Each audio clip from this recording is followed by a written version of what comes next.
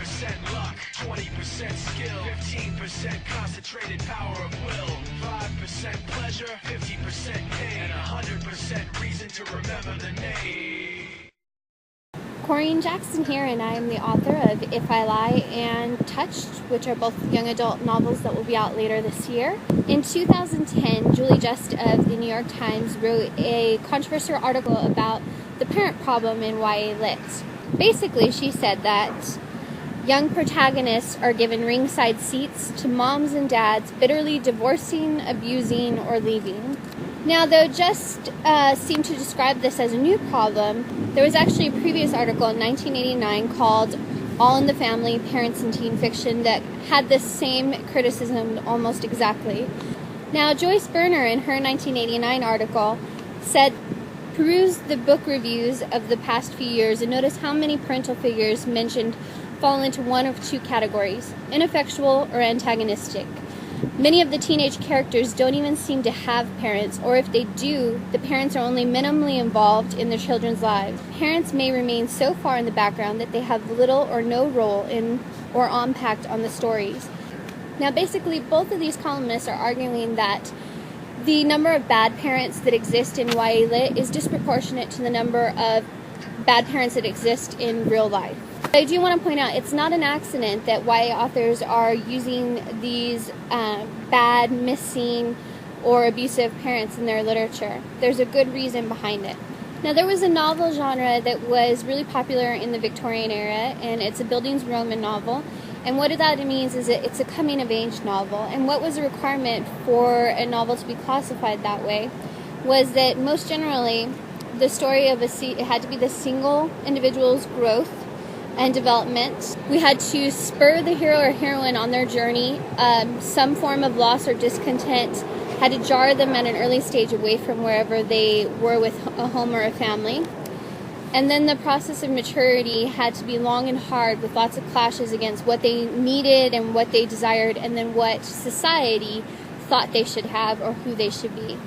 And then eventually, that clash of society and the individual had to come together in some kind of way to show that the protagonist had found their place in society. So good examples of these novels were Dickens' Great Expectations, Jane Eyre is another example of that.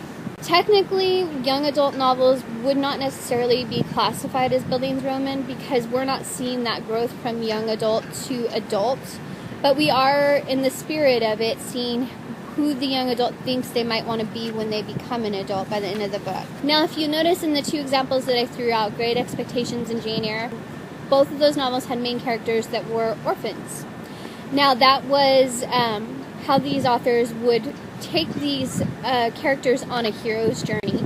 In order to get them out in the world, they would be able to take away the parents, strip them down to nothing, and then you have an orphan that is alone and having to venture out into the world to find out who they want to be. Now, Joseph Campbell is an author who has also taken a lot of heroes' books and has broken them down into what kind of journey a character must go on to become a hero.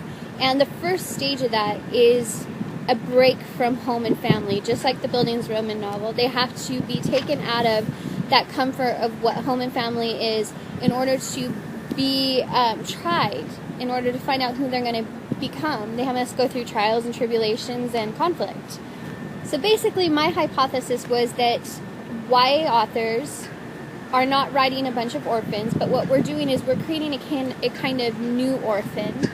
And the new orphan is not an orphan in the true sense. They might have a parent or two parents still in the picture. Now, one author hypothesized that orphans may be a manifestation of loneliness, but they also represent the possibility for humans to reinvent themselves.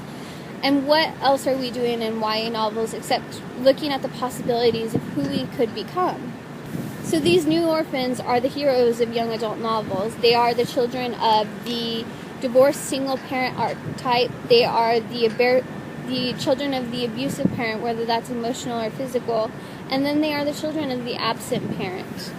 In order for these characters in young adult novels to be able to go on a quest to find out who they want to become, to come of age, to mature or learn something about themselves or test who they are, who they think they are, we have to be able to have them go on that hero's journey. They have to be separated from home. But since technically we don't want to write a bunch of characters that are all orphans, we still have the parents in the home. But in order for that teen to go on that journey, there must be some separation from the parents and the teen. And in that context, that's where we get this new kind of orphan and these parents that are not necessarily in the picture. Now, Julie just criticizes us authors as basically saying that the removal of the parent kickstarts the story. But I have to say that I think that in a way it's necessary. If a parent is in there within the context of the story helping to solve and fix the problems that the teen is having, then you don't necessarily have that hero's journey where the teen is separating to find out who they're going to become. And I would argue that for fantasy novels, paranormals, that's especially important because it's part of the genre that you have to go on a quest and a journey, and the parents are usually not part of that. If you have any questions, leave your comments below and let me know what you think. Have a great day.